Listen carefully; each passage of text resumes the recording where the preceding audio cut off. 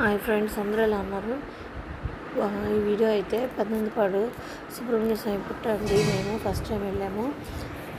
ఇక్కడ వచ్చేసి సుబ్రహ్మణ్య స్వామి పుట్ట చుట్టూత నాగేంద్ర స్వామి శిల, ఇక్కడ శిలలు అయితే ఉన్నాయి. మనము చుట్టూ ప్రదక్షిణం చేయించి పుట్ట చుట్టూత కూడా పుట్ట చుట్టూ మనము ప్రదక్షిణం చేసేటప్పుడు మనకి నాగేంద్ర స్వామి శిలలు అయితే మనకి దర్శనం ఇస్తాయి. అలాగే మనము ఈ పుట్టలో వచ్చేసి మనమైతే పాలు అయితే పోయలేమండి. ఓన్లీ పూజారి గారు మాత్రమే పోస్తారట. ఇక్కడ వచ్చేసి మనకి మెట్లు లాగా ఉన్నాయి కదా, ఆ మెట్ల ద్వారా పైకి ఎక్కి పూజారి గారు మాత్రమే పాలు పోస్తారట. మనమైతే పోయలేము. పుట్ట చుట్టూతో ఇత్తడితో అట్లా కవచంలాగా పెట్టారండి.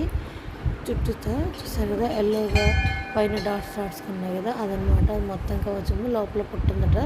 చాలా పెద్దదండి పుట్ట అయితే. మేమైతే ఫస్ట్ టైం వెళ్ళాము. ఇది వచ్చేసి పుట్ట ఎంట్రన్స్ లోపల ఉంటుంది, గర్భగుడిలో ఉన్నట్టు ఉంటుంది. ఒక పుట్ట మాత్రమే ఉంటుంది, పక్కన మళ్ళీ వేరే గుళ్ళు ఉన్నాయి.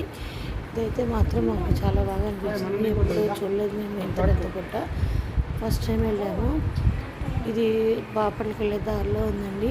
మీరు కనుక అటువైపు వెళ్తుంటే ఖచ్చితంగా సుబ్రహ్మణ్య స్వామిని అయితే దర్శించుకోండి. ఇక్కడ వచ్చేసి చాలా ఫేమస్ అట. ఎవరికైనా కోరికలు ఉన్నాయి చాలా తీరుతాయని చెప్పారు. మాకు తెలియదు, మేము అనుకోకుండా దారిలో కనిపిస్తూ వెళ్ళాము. వీడియో కనుక నచ్చితే లైక్ చేయండి, షేర్ చేయండి, సబ్స్క్రైబ్ చేయండి.